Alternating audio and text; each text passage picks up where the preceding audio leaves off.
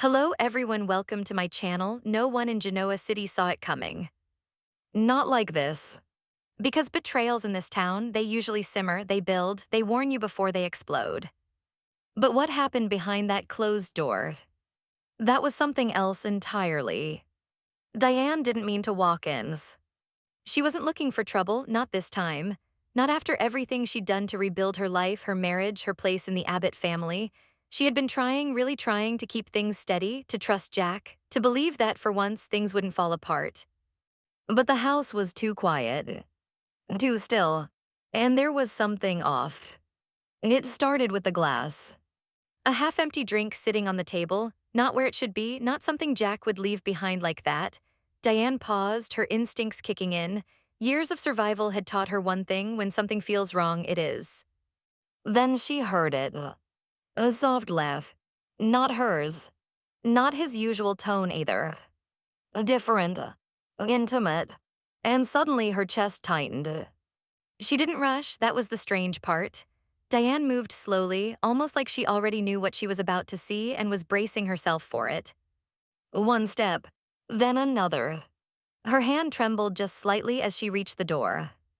And then she opened it. Everything stopped. Jack and Patty. Together. Too close. Too tangled. Too undeniable. For a split second, no one moved. No one spoke. It was like time itself froze just long enough for the reality to sink in, for the betrayal to fully land.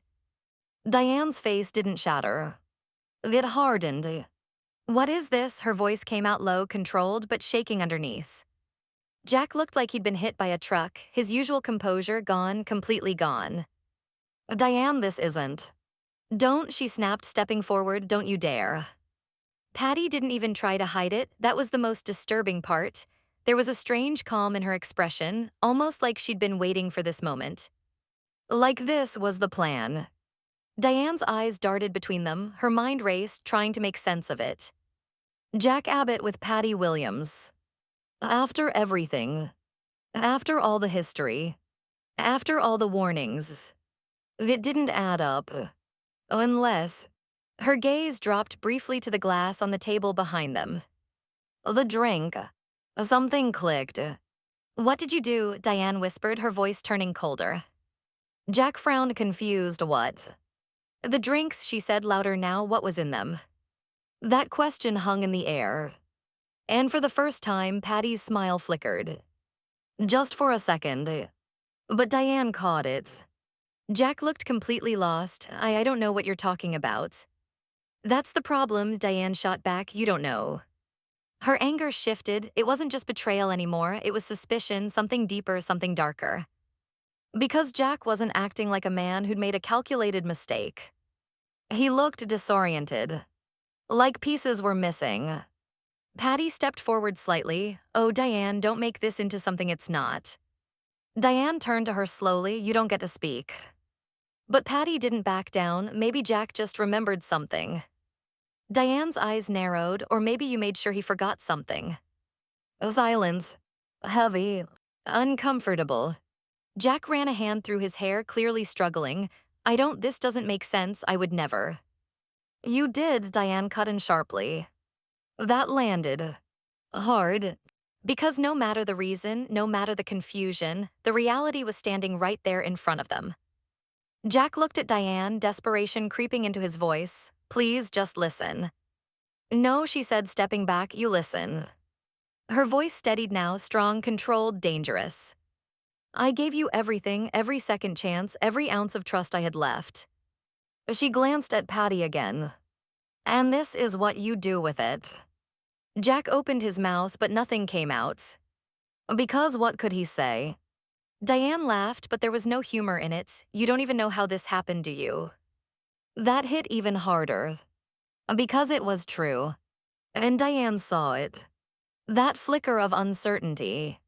That confusion. And it made this whole situation even more twisted. She shook her head slowly, unbelievable. Then she turned and walked out. Just like that. Leaving Jack standing there. And Patty. Watching. Smiling again. Meanwhile, across town, Victor Newman was done playing games. The moment Nikki walked in, she knew. The air was different. Cold, sharp, dangerous. Victor didn't greet her, didn't soften, didn't pretend. He stood there, his expression carved in stone. "We need to talk." Nikki exhaled slowly. "Victor." "No," he cut her off. "You listened." That tone, final, unforgiving, it sent a chill straight through her.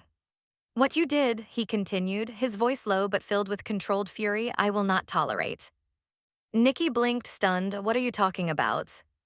Victor stepped closer. "Don't insult me by pretending." Her heart started to pound. "Victor, I haven't." "You've crossed a line," he snapped. And there it was. The explosion. Everything he'd been holding back unleashed. "I built everything we have," he went on, his voice rising. "Everything, and I will not let anyone jeopardize that." "Even me?" Nikki asked, her voice breaking slightly. Victor didn't hesitate. "Especially you." That silence afterward. It was deafening. Nikki stared at him, disbelief flooding her face. "After everything we've been through, this is how you handle it." Victor's jaw tightened. "This is how I protect what's mine." "And what am I?" she shot back. "Just another asset, something you can discard when it becomes inconvenient." Victor didn't answer. Because the answer was already clear. Nikki took a shaky breath. "You're making a mistake." "No," he said firmly, "I'm correcting ones." That was it. The final blow. And Nikki felt it. A deep. She searched his face one last time, just hopping to find anything that resembled the man she loved. But it wasn't there. Only Victor Newman's. The empire builder. The man who chose power every time. Her voice dropped to a whisper. "You're kicking me out." Victor didn't flinch. "Oh yes." And just like that, it was over. Nikki's world cracked in that moment, but she refused to let him see it. Not fully. Not completely. She straightened her shoulders, forcing herself to stay composed. "Fine," she said quietly, "if that's what you want." Victor didn't respond. He just watched. Cold, detached, as Nikki turned and walked out of his life. For now, back at Crimson Lights, Chelsea couldn't shake the feeling. Something was wrong. Not just with Jack. Not just with Victor and Nikki. But with Adam. Vegas. That trip. It wasn't just a trip. It was a risk. A gamble. And Adam Newman had never been good at walking away from the tables. She sat across from Sharon, her fingers wrapped tightly around her cup. "He shouldn't go," Chelsea said, her voice filled with unease. Sharon studied her carefully. "Or maybe he needs to." Chelsea shook her head. "You don't understand. Vegas, it's tied to everything, his past, his darkest moments." "And his strength," Sharon countered. Chelsea looked up. "Or his downfall." That hung between them. Because both could be true. And somewhere deep down, Chelsea knew it. Adam stood at the edge of something he couldn't quite define. Vegas wasn't just a destination. It was a doorway. And once you stepped through it, there was no guarantee you'd come back the same. Nick tried to keep things light, but even he could feel it. The tension. The weight. "You sure about this?" Nick asked as they prepared to leave. Adam smirked slightly. "Since when do I back out of anything?" "That's exactly what worries me." Adam didn't respond right away. His gaze drifted distant. Vegas had a history with him. A complicated one. One filled with mistakes. With risks. With identities he wasn't sure he'd fully left behind. And then there was that name. Spider. A ghost from his past. Or maybe not a ghost at all. Chelsea's voice echoed in his mind. Her warning. Her fear. He pushed it aside. "I'll be fine," Adam said finally. But even he didn't sound convinced. Meanwhile, Nikki found herself somewhere she never thought she'd be again. Lost. Not physically, but emotionally. She went to Trasai. Because if there was anyone who could help her make sense of things, it was her. I don't understand, Nikki admitted, her voice trembling. How did we get here? Trasai listened quietly, her expression full of empathy. Victor doesn't bend, she said gently, you know that. I thought I was different. You are, Trasai assured her, but that doesn't mean he won't still choose control. That word again. Control. It followed Victor everywhere. Nikki closed her eyes briefly, he didn't even hesitate. Trasai reached for her hand, that's not a reflection of your worth. But it felt like it. Deep down, it felt like it. Because when someone chooses power over you, what does that say? Back at the Abbott house, Jack was unraveling. Nothing made sense. The more he tried to remember, the more fragmented everything became.